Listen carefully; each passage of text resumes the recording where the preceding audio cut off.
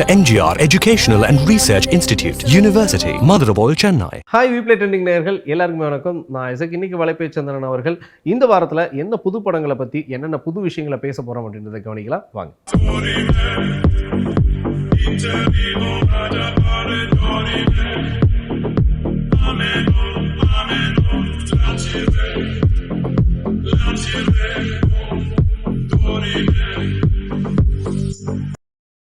Sir வணக்கம். Sir வணக்கம்.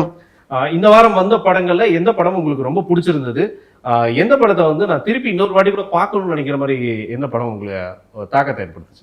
தலைவன் தலைவி. ஓகே. ரொம்ப இன்னொரு முறை பார்க்கணுங்கிற ஒரு ஆர்வத்தை ஏற்படுத்தின படம் அது. ரொம்ப ரொம்ப கலகலப்பான ஜாலியான சுவாரஸ்யமான ஒரு படம்.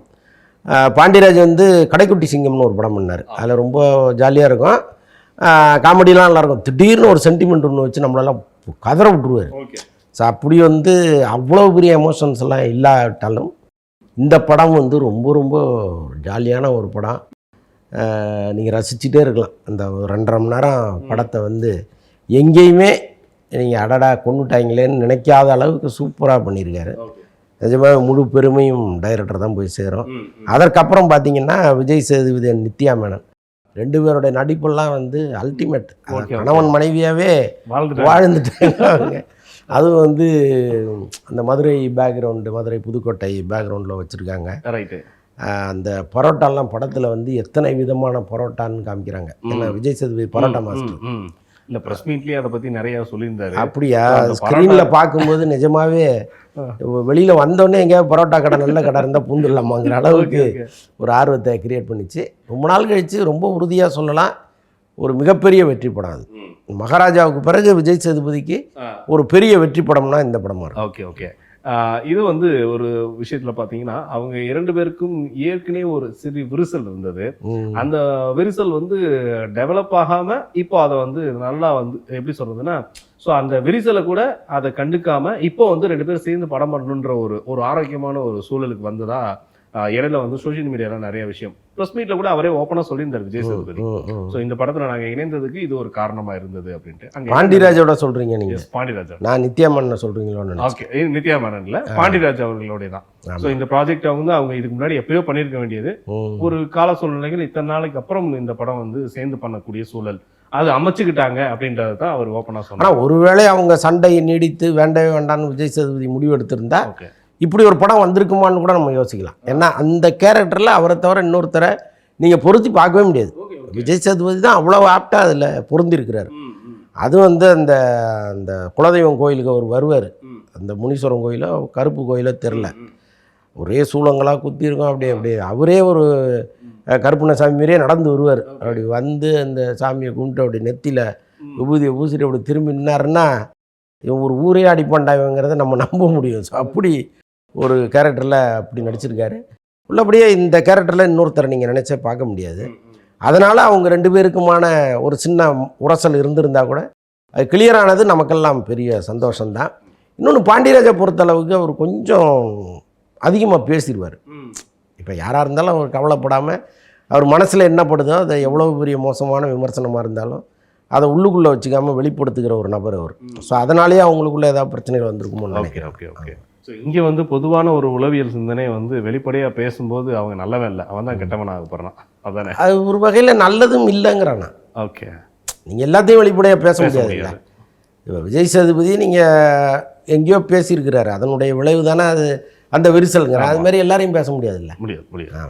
ஓகே. மாரிசன் படம் எப்படி, எந்த அளவுக்கான ஒரு தாக்கம்? மாரிசன் நான் உள்ளபடி ரொம்ப எதிர்பார்த்த படம் வந்து மாரிசன் தான். ஏன்னா அது வந்து மாமன்னனுடைய காம்பினேஷன். அது ஃபகத் ஃபாசில் வடிவேலுங்கிறது. நான் அது மாதிரி ஒரு படமாக இருக்கும்னு நினச்சேன். பட் பெரிய ஏமாற்றம் தான். அந்த படம் வந்து எந்த சுவாரஸ்யமும் மற்ற ஒரு படமாக இருந்துச்சு. ஒரு ட்ராவல் கதை தான் அது. ஃபகத் ஃபாசிலும் வடிவேலும் ஒரு நீண்ட ட்ராவல். திருநெல்வேலியிலேருந்து திருவண்ணாமலைக்கு வர்றாங்க. அவர் ஆரம்பத்தில் தன் வண்டியில் ஏற்றிக்கொள்கிற வடிவேலு அவர் நினச்ச மாதிரி ஒரு அப்பாவியா அல்லது அவர் வேற ஒரு நபரா அப்படிங்கிறது தான் அந்த கதை போகிற போக்கு. அந்த திடுக்கிடும் திருப்பம்லாம் நம்மளை ஒன்றுமே பண்ணலை. நமக்கு முதல்ல திடுக்கு வரணும்ல. அடடா இப்படி ஆயிடுச்சா அந்த கேரக்டர் அப்படின்னு வரணும்ல. அது ஒன்றுமே வரல. அப்புறம் இந்த இன்ட்ரோல் பிளாக் எல்லாம் வந்து ரொம்ப தேமைன்னு விட்டுருக்காங்க. இன்ட்ரோல் பிளாக் விட வேண்டிய இடமே வேறு. வடிவேலு யாருங்கிறத ரிவீல் பண்ணுற இடத்துல தான் நீங்கள் இன்ட்ரோல் பிளாக் விடணும், அங்கே விடாமல் வேற எங்கேயோ கொண்டு விட்டு வச்சுருக்காங்க. ஸோ அதுமாரி வந்து ஒரு சுவாரஸ்யமற்ற படமாக மாரிசன் வந்துடுச்சு. பட்டு இந்த வார ஃபெஸ்டிவல் வந்து தலைவன் தலைவி தான். ஓகே மாரிசன் சாரிசன் அப்படின்னு. அவ்வளோதான். ஆமாம். Okay right. ஸோ அப்போ இந்த 2 படங்களை தாண்டி இன்னும் நம்ம நிறைய விஷயங்களை பேச போகிறோம். அதில் வந்து கருப்பு அப்படின்ற ஒரு படம் ஆர்ஜே பாலாஜியோடைய இயக்கத்தில் இப்படி ஒரு படம் பண்ண முடியுமாயா அப்படின்றதுக்கு அந்த டீசர்லேயே சில விஷயங்கள்லாம் வந்து வெளிப்படுத்திட்டாங்க. சூர்யா அவர்களுடைய மிகப்பெரிய ஒரு வேற மாதிரியான ஒரு பிரகாசமான ஒரு விஷயத்தை பார்க்க முடிஞ்சது. பட் அவருடைய பிறந்த நாளும் அந்த டைமில் ரொம்ப விமரிசையாக கொண்டாடினாங்க. இந்த சூழல் வந்து அங்கே எப்படி இருந்தது? ஸோ இந்த படத்தோடைய எதிர்பார்ப்பு என்ன மாதிரியெல்லாம் இருக்குது அப்படின்றது சொல்லுங்கள். அதான் ரொம்ப காலம் கழித்து சூர்யா ரசிகர்களுக்கு ஒரு ட்ரீட்டாக அந்த படம் இருக்குமோன்னு தோணுது. அந்த டீசரை பார்க்கும்பொழுது ரொம்ப சுவாரஸ்யமான ஒரு டீசராக அது இருந்துச்சு. அந்த சுவாரஸ்யம் படத்துலையும் இருந்ததுன்னா கட்டாயமாக அது ஒரு வெற்றி படமாக மாறும். சூர்யாவுக்கும் இப்போ ஒரு வெற்றி தேவைப்படுது. ஏன்னா வரிசையாக தோல்வி படங்களாகவே அவர் கொடுத்துட்ருக்காரு. அவர் வெற்றி கொடுத்து ரொம்ப காலம் ஆச்சு. ரசிகர்கள் வந்து அவர் மேலே ஒரு பெரிய நம்பிக்கையை வச்சுருக்காங்க. அதற்கேற்ற படமாக இது இருக்கும்னு நான் நம்புகிறேன். இன்னொன்று ஆர்ஜே பாலாஜி அவர் ரொம்ப பேசிக்கலாகவே ரொம்ப சுவாரஸ்யமான ஒரு ஆள். அவருடைய அந்த ஆர்ஜேவாக இருக்கிற காலத்துலேருந்து நம்ம அவரை ஃபாலோ பண்ணிகிட்டே இருக்கோம். அவர் பேசினாலும் சரி, அவர் நடித்தாலும் சரி, அவர் டைரக்ட் பண்ணாலும் சரி, அவர் சுவாரஸ்யமான ஒரு மனிதருங்கிறத எப்பவுமே நிரூபிச்சுட்டே இருக்கார்.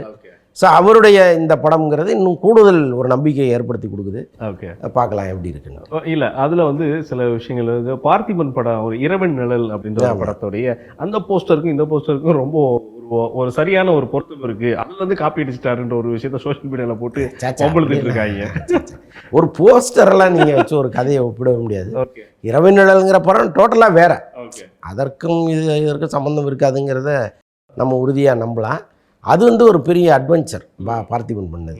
ஏன்னா ஒரு சிங்கிள் ஷாட்ல ஒரு படத்தை அவங்க எடுக்கிறாங்கங்கிறதெல்லாம் சாதாரண விஷயம் கிடையாது. அதற்கு உழைப்பு வந்து கொஞ்சம் நஞ்சம் அவர் போடலை. அந்த படம் விமர்சனங்கள்லாம் 2வது பக்கம் வச்சுருங்க. பட் அவ்வளவு ஒரு உழைப்பு போட்ட படம் அது. ஒரு பெரிய சாதனையான ஒரு படம் அது. இது வந்து முழுக்க முழுக்க ஒரு கமர்ஷியல் படமாக இருக்கும். ஆமாம். ஆனால் இதில் ஒரு விஷயம் தவறு பண்ணிட்டாங்க பாருங்கள். இதில் வந்து இதில் காப்பிரைட்ஸே வந்து ஒருத்தர் சொல்ல போகிறார். யார் அப்படின்னா வாட்டர்மெலன் ஸ்டார். அவருடைய விஷயங்களை இல்லை உள்ளபடியே நான் சொல்கிறேன். எதிர்காலத்தில் யார்கிட்டையும் கூட இந்த கேள்வியெல்லாம் கேட்டுறாதீங்க. அவங்கெல்லாம் ஒர்த்து இல்லாத ஆளுங்க. எதுக்கு அவங்கள பற்றிலாம் நீங்கள் பேசி பெரிய ஆளாக்குறீங்க? இல்லை அந்த படத்தில் வந்து அவங்க சில சீன்களில் வந்து வர்றது மாதிரி. ஏன்னா அவருடைய அவரெல்லாம் இந்த சோசியல் மீடியாவே வந்து குப்பை கூடமாக போனதுக்கு காரணம் வந்து இவங்களெல்லாம் உயர்த்தி பேசுறது தான். யார் இருந்தாலும் ஏதாவது ஒரு இது இருக்கா, ஒரு பேசிக் குவாலிஃபிகேஷன் இருக்கா? ஒரு மண்ணாங்கட்டியும் இல்லாமல் ஒரு ஆள் பைத்தியம் மாதிரி என்னத்தையோ பண்ணிகிட்டு இருக்கான். அதை வந்து இந்த மீடியாக்கள் எங்கேயோ கொண்டு போய் வச்சு பார்க்கும்போதே எரிச்சலாக இருக்கு. ஓகே, நீங்களும் அந்த கேள்வி கேட்கும்போது கூடுதல் எரிச்சல் வருது. அடுத்த கேள்விக்கு போகும். இல்லை அந்த விஷயத்தை எதுக்காகன்னா அந்த படத்தில் அந்த சீனை வந்து ரீக்ரியேட் பண்ணுற மாதிரி. ஆனால் அந்த படத்தில் அவர் நடிச்சிருக்கிறாரு அப்படின்ற ஒரு தகவல் தான். விட்டுருங்க, அடுத்ததுக்கு போங்க. சார், இப்போ இந்த கூலி படத்துடைய ஒரு தேர்ட் சிங்கிள் இதில் அந்த பவர் ஹவுஸ் அப்படின்ற ஒரு பாடல் ஃபஸ்ட்டு வந்ததே வந்து பார்த்தீங்கன்னா இப்போ வரையும் அந்த பாட்டை வந்து மீண்டும் மீண்டும் கேட்க தூண்டுற மாதிரியான ஒரு வைப்பு தான் அது. ஸோ இதில் வந்து இந்த பாட்டு தேர்ட் சிங்கிள் என்ன மாதிரியான ஒரு விஷயம்? ரசிகர்கள் மத்தியில் பேசிக்காக தலைவருக்கு பாட்டு வந்து ஒன்று கிடச்சிருச்சுனாவே அதை கொண்டாடுவாங்க. இந்த தேர்ட் சிங்கிள் எந்த அளவுக்கு ஒரு கொண்டாட்டமாக இருக்குது? பெரிய கொண்டாட்டமாக இருக்குங்க. ஓகே, ரஜினி ரசிகர்கள்லாம் வந்து ஆட்டம் போடாத குறை. இன்னொன்று ஃபஸ்ட்டு 2 சிங்கிள் வந்தது இல்லையா, அதில் ரஜினி இல்லை. அது வந்து அவங்களுக்குலாம் பெரிய வருத்தமாக இருந்துச்சு. என்னடா யாரையோ லோகேஷ் கனகராஜ் காமிக்கிறாருன்னு வருத்தப்பட்டு இருந்தாங்க. இதில் வந்து ரஜினி இந்த ஸ்லோ மோஷனில் நடந்து வர்றது, ஒரு பெரிய பாக்ஸை தூக்கிட்டு அப்படி பார்க்குற காட்சிகள்லாம் ரொம்ப பிரமாதம் இருந்துச்சு. இன்னொன்று ரஜினியை பார்த்தாலே நமக்குள்ளே வந்து ஒரு ஸ்பிரிட் ஒன்று வரும். எப்போவுமே அவர்கிட்ட அந்த ஈர்ப்பு ஒன்று இருக்குது. ஸோ அது இந்த படத்தில் ரொம்ப முழுமையாக இருக்குங்கிற அளவுக்கு அந்த தேர்ட் சிங்கிளில் நம்ம பார்த்துக்க முடிஞ்சுது. அந்த சாங்கு அனிருத்து வந்தது, அந்த பாடலில் இருந்த அந்த ஒரு துள்ளல் இருக்குல்ல, அது எல்லாமே சேர்ந்து வேற ஒரு லெவலில் இருந்துச்சு அந்த படம். Okay okay okay. இதை தொடர்ந்து பார்த்தீங்கன்னா இட்லி கடை. ஸோ இந்த இட்லி கடையோடைய ஒரு விஷயம்னா அதுவும் ஃபர்ஸ்ட் சிங்கிள். அதோடைய தனுஷோடைய பர்த்டே அன்னைக்கு பண்ணுற மாதிரி இருக்கு. பட் இதை சார்ந்து வந்து அவருடைய பர்த்டேக்கு ஒரு வித்தியாசமான ஒரு சர்ப்ரைஸ் கொடுக்கலாம் அப்படின்ட்டு இந்த புதுப்பேட்டை படத்தை வந்து ரிலீஸ் பண்ணுறதா சொல்லியிருக்காங்க. அது உண்மையா? எனக்கு தெரியல. ஒருவேளை ரிலீஸ் பண்ணாலும் நல்லா தான் இருக்கும். ஏன்னா இப்போ ரீரிலீஸ் கலாச்சாரம் வந்து இப்போ பிரமாதமாக போயிட்டுருக்கு. நிறைய படங்கள் வந்துட்டுருக்கு. இப்போ கேப்டன் பிரபாகரன் படத்தை கூட அடுத்த மாதம் ரிலீஸ் பண்ண போகிறாங்க 22ஆம் தேதி. இது வந்து புதுப்பேட்டையும் ரொம்ப காலமாக பார்ட் 2 எப்போ வரும்னு கேட்டுக்கிட்டு இருக்காங்க. ஸோ அப்படி இருக்கிற சூழலில் ஃபஸ்ட்டு அந்த முதல் பகுதியை ரிலீஸ் பண்ணுறதுங்கிறது ரொம்ப எல்லாருமே எதிர்பார்க்கக்கூடிய விஷயந்தான். தனுஷ் ரசிகர்களுக்கு ஒரு ட்ரீட்டாக கூட இருக்கலாம். இப்போ வந்துட்டு சார், ஒரு தீரா பிரச்சனை ஒரு தீர்த்து வைக்கப்பட்ட ஒரு பிரச்சனையாக மாறிடுச்சு. அது எப்படின்னா, ஒரு ஒரு பிரியாணி காதல், அந்த பிரியாணி காதல் இப்போ சமீபத்தில் உங்களுக்கு தெரிஞ்சிருக்கும். அவங்களுக்கு 7 ஆண்டுகளுக்கு அப்புறம் இப்போ தீர்ப்பு வழங்கியிருக்காங்க. ஸோ இந்த தீர்ப்பு வந்து எப்படி பார்க்கப்பட்டுச்சு? ஆனால் அந்த டைம்லலாம் அந்த டிக்டாக் அப்படின்ற செயலி ரொம்ப அந்த மோகம், அந்த நடிப்பு வந்து நடிப்பை வந்து வெளிக்கொண்டு வரணும்னு சொல்லி நிறைய பேர் பண்ணாங்க. அதில் வந்து பெரிய ஆளானவங்களும் இருக்காங்க, அதால் அழிஞ்சு போனவங்களும் இருக்காங்க. ஸோ அதில் ஒரு செய்தி தான் இப்போ நம்ம பேசணும்னு நினைக்கிறது. பட் இது வந்து அவங்க ஆயுள் முழுக்க வந்து ஒரு ஆயுள் தண்டனையாக இல்லை, அவங்க வந்து வாழ்நாள் முழுக்க அங்கே இருக்கணும் அப்படின்ற மாதிரியான ஒரு தீர்ப்பை வந்து நீதிபதி சொல்லியிருக்காங்க. இது எப்படி பார்க்குறீங்க நீங்கள்? குன்றத்தூர் அபிராமி நீங்கள் சொல்கிற அந்த பெண்மணி 2 குழந்தைகளை வந்து கொன்னுட்டு கணவனையும் கொல்ல முயற்சி பண்ணியிருக்காங்க. ஆக்சுவலாக வந்து 3 பேருக்குமே தூக்க மாத்திரை கலந்த பாலை கொடுத்துட்டு வெயிட் பண்ணியிருக்காங்க. 3 பேருமே செத்து போயிடுவாங்க, வழக்கம் போல் நம்ம வந்து கள்ளக்காதலன் மீனாட்சி சுந்தரத்தோட வாழ்ந்துடலான்ட்டு. பட்டு ஒரு தாய்ங்கிறவ எப்படி இருப்பா? உலகத்திலே இந்த தாய்ங்கிற வார்த்தைக்கும் தாய்மைங்கிற குணத்துக்குமே ஒரு தீராத பழியை ஏற்படுத்தி கொடுத்த ஒரு பொம்பளையாக அந்த அம்மா மாறிடுச்சு, அபிராமி.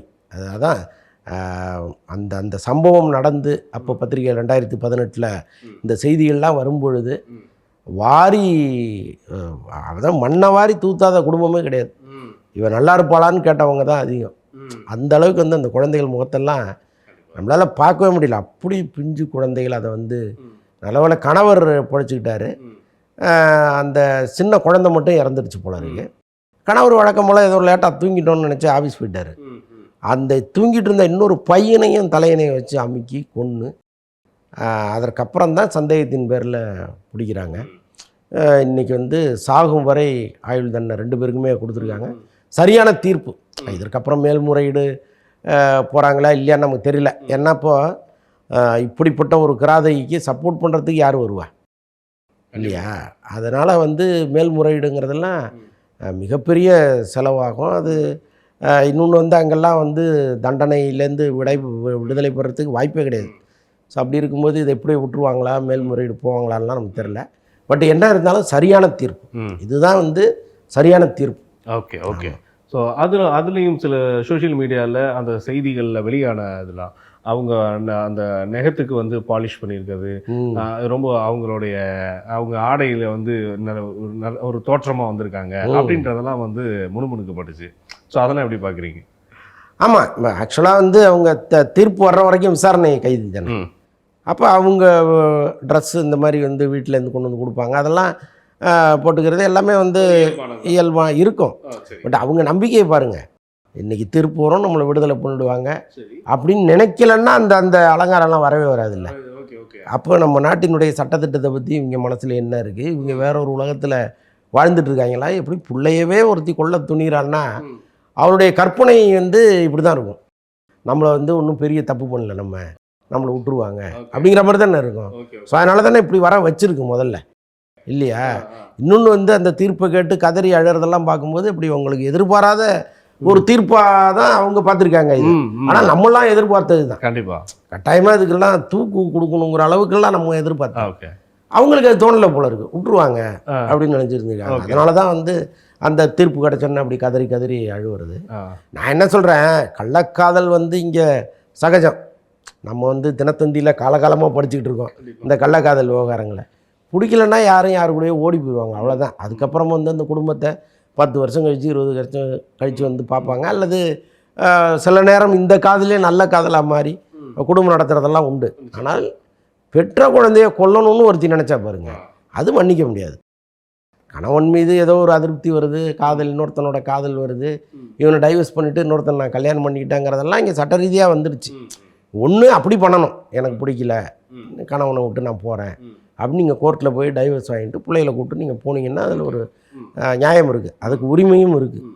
அதனால் கொல்லுவேன் அப்படிங்கிறது இருக்குல்ல, அது எவ்வளோ பெரிய கொடுமையான ஒரு கொடுமை இல்லை, தாய்மைக்கே எதிரானது. ஆ, ஆ, நீங்கள் பூனைக்குட்டி ஆட்டுக்குட்டி எல்லாம் கூட அது குட்டி பிறந்ததுன்னா ஆ. அப்படி பாதுகாத்து வச்சிருக்கு. ஆமா.